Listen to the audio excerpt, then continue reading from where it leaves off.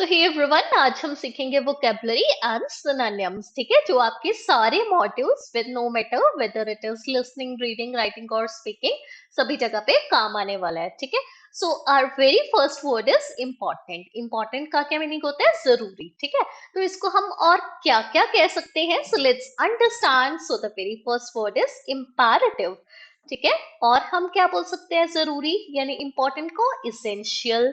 Next word is इनएक्सट्रिकेबल।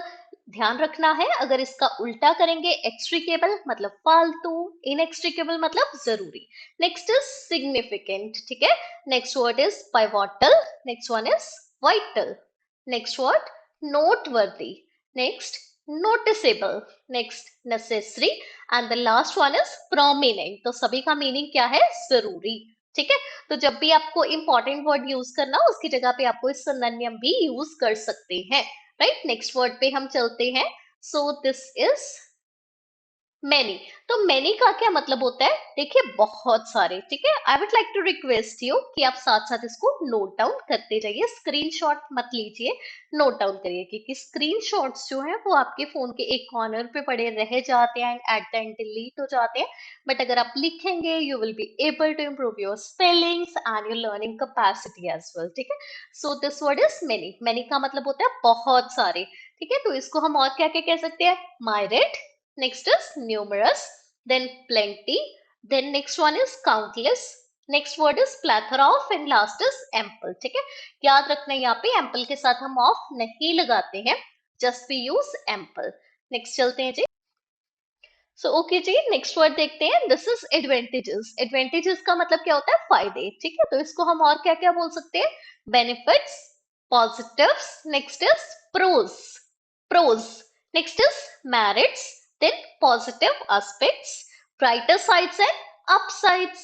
ठीक है, next word पे चलते हैं and this is yes company. ठीक है, तो कंपनी का मतलब आपको पता है, किसी भी जैसे ग्रुप होता है या कंपनी होती है। ठीक है, तो इसको हम ऑर्गेनाइजेशन कहते हैं, लीग कह सकते हैं, फर्म, एंटरप्राइज या फिर इंडस्ट्री भी कह सकते हैं। I hope you are noting it down simultaneously. Right, let's move ahead. Next word is advantages. Advantages का मतलब होता है फायदेमंद। ठीक है, तो क्या क्या सिनोनिम्स हैं इसके? लिक्रेटिव, प्रॉफिटेबल एंड बेनिफिशियल। ठीक है, जैसे मनी मैटर्स में बेनिफिशियल हो सकता है कुछ, या अदर मैटर्स में जनरली हो सकता है, तो वहां पे हम इसको यूज करते हैं। नेक्स्ट वर्ड पे चलते हैं जी। This is disadvantages. तो डिसएडवांटेजेस का हमारे लिए मतलब क्या होता है? नुकसान। ठीक है, तो नुकसान को हम और क्या क्या बोल सकते हैं? That is loop holes, demerit, shortcomings, limitations, downsides, darker sides and cons। अब देखिए, एडवांटेजेस में हमने क्या करा था? अपसाइड, ऊपर की तरफ एडवांटेजेस, यहाँ डाउन साइड, नीचे की तरफ डिसएडवांटेजेस। ब्राइटर साइड करा था एडवांटेजेस में, इधर डार्कर साइड, उधर मेरिट करा था, इधर डीमेरिट। ठीक है, तो उल्टा हो रहा है बिकॉज ऑपोजिट वर्ड्स हैं। So next word is teachers. तो टीचर्स मतलब जो आपको पढ़ाते हैं या गाइड करते हैं, तो इसको क्या क्या बोल सकते हैं? और educators, then mentors, then tutors, guide, trainers and instructors भी हम कह सकते हैं। ठीक है जी, नेक्स्ट वर्ड पे चलते हैं। That is student. स्टूडेंट का मतलब होता है विद्यार्थी जो पढ़ रहा होता है, जैसे कि आप। तो इसको और क्या बोल सकते हैं? Learner, pupil, educatee, tutee and mentee, trainee भी बोल सकते हैं। ठीक है, सो बेसिकली जिन भी वर्ड्स के आगे जो पीछे जो है डबल टी आ जाता है, तो उनके लिए जो है ये क्या यूज होता है कि जिन पे कोई रिस्पॉन्सिबिलिटी है। This is what we want to express, and as a student you are having a lot of responsibility on yourself to learn a lot of things. So that's why these all words can be used as the synonyms of student. ठीक है, next word is lack। ठीक है, तो lack का मतलब क्या होता है? कमी। इसको हम और क्या क्या बोल सकते हैं? That is dearth, scarcity, shortage, unavailability, paucity, and last one word is deficiency। ठीक है, जो जनरल लैक है ना, वो कहीं भी यूज हो सकता है, बट जो डेफिशिएंसी है दैट इज यूज्ड अगर हमारी बॉडी में, जैसे हम कह देते हैं कि कोई विटामिन की डेफिशिएंसी है या कुछ भी, तो बॉडी के लिए स्पेसिफिकली जो है यूज होता है वर्ड। ठीक है, सो नेक्स्ट चलते हैं हम। This is government. गवर्नमेंट का मतलब क्या होता है? सरकार, रूल किसका है। ठीक है, तो हम क्या बोल सकते हैं इसको? Authorities, then resign, bureaucrats, lawmaker agencies, legislative agencies and policy makers हम इसको बोल सकते हैं, ठीक है। नेक्स्ट पे चलते हैं जी। हार्मफुल। हार्मफुल का मतलब होता है नुकसानदायक। So what else we can call it is detrimental, hazardous, dangerous, unfavorable, deleterious, perilous and risky। Insecure basically कि जो सिक्योर्ड नहीं है ना, कोई डर है या कोई खतरा है, in that sense we have used, ठीक है। नेक्स्ट वर्ड इज encourage, मतलब किसी को उत्साहित करना हम समझ सकते हैं। So it can also be written as propel, motivate and stimulate। Next word पे चलते हैं, दिस इज स्लो, ठीक है। तो स्लो मतलब धीरे धीरे, और क्या बोल सकते हैं, sluggish, lazy, laxity and lethargic।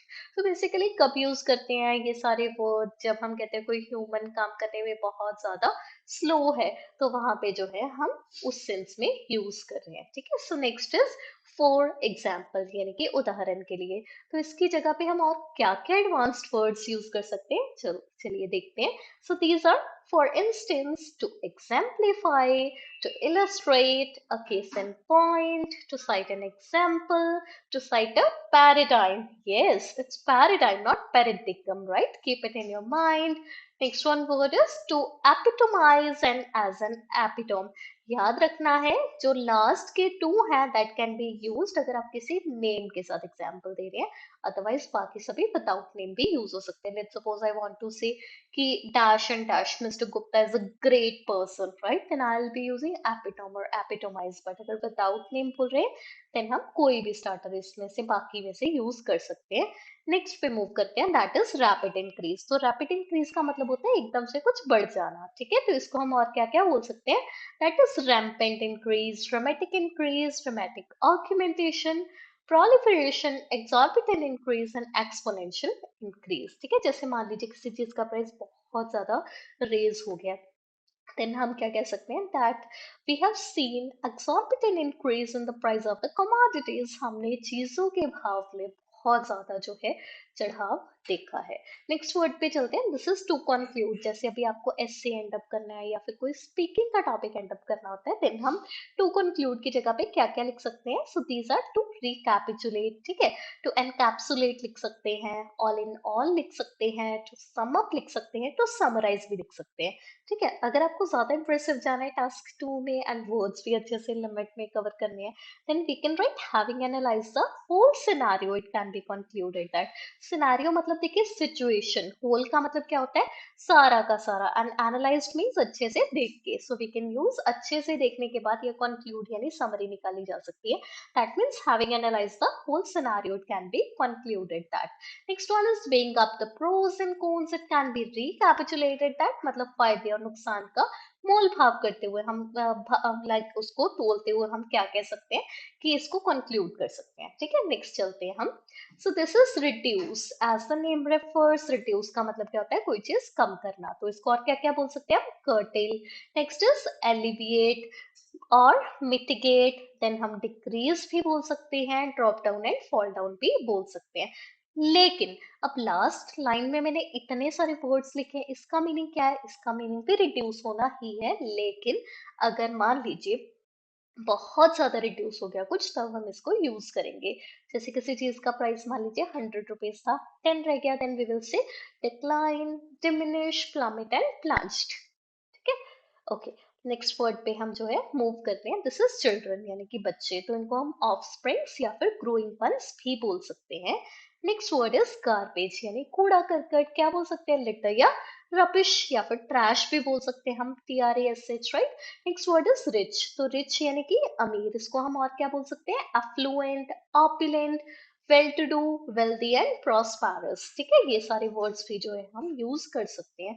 वैसे बताना चाहूंगी कि प्रोस्पेरस का मतलब होता है खुशहाल, बट इसको रिच के साथ जो है कनेक्ट करा जाता है, ठीक है। नेक्स्ट वर्ड पे चलते हैं, दिस इज पुअर। तो पुअर का मतलब होता है जी गरीब। तो गरीब को what else we can call is impoverished, unwealthy, poverty stricken, facing financial constraints, facing economic crisis and destitute. वैसे जो डेस्टिट्यूट है उसका मतलब होता है बेसहारा, ठीक है। बट पुअर के लिए भी कुछ सेंसेस में यूज हो जाता है कि इसका तो कोई भी नहीं है, एंड पुअर है, इज नॉट हैविंग समथिंग, ठीक है, ऐसे किसी सेंस में। नेक्स्ट चलते हैं मनी। तो मनी का मतलब क्या होता है, पैसा, ठीक है। इसको और क्या बोल सकते हैं हम, funds, monetary funds, financial resources और फिजिकल रिसोर्सेज भी हम बोल सकते हैं, ठीक है। नेक्स्ट पे चलते हैं, यूज। तो यूज को what else we can call, this is consumption, utilization, harness and usage भी हम कह सकते हैं, ठीक है। नेक्स्ट पे चलते हैं, दिस इज एडवर्टीजमेंट्स। सो इसको और क्या बोल सकते हैं, कमर्शियल्स या एडवर्ड्स, यानी कि विज्ञापन देना।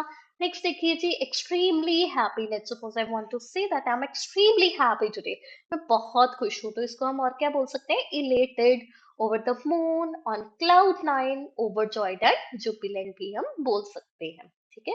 नेक्स्ट वर्ड पे चलते हैं, दिस इज बिजनेसमैन। तो बिजनेसमैन को हम एंटरप्रेन्योर, इंडस्ट्रियलिस्ट या फिर ट्रेडर भी कह सकते हैं। नेक्स्ट वर्ड पे चलते हैं जी, this is brothers and sisters. Let's suppose I'm having one brother, then I can say that I have one brother, or I can also say that I have one sibling, ठीक है। इस तरीके से हम यूज कर सकते हैं। Next is eager. तो ईगर का मतलब क्या होता है, जिज्ञासु। इसको हम बोल सकते हैं एविड, कीन और क्यूरियस, कोई भी वर्ड जो है इसमें से हम यूज कर सकते हैं। Next is expensive. तो एक्सपेंसिव का मतलब क्या होता है जी, बहुत महंगा, ठीक है। तो इसको हम क्या बोल सकते हैं, ओवर प्राइस्ड, कॉस्टली या फिर हाईली प्राइस्ड, राइट।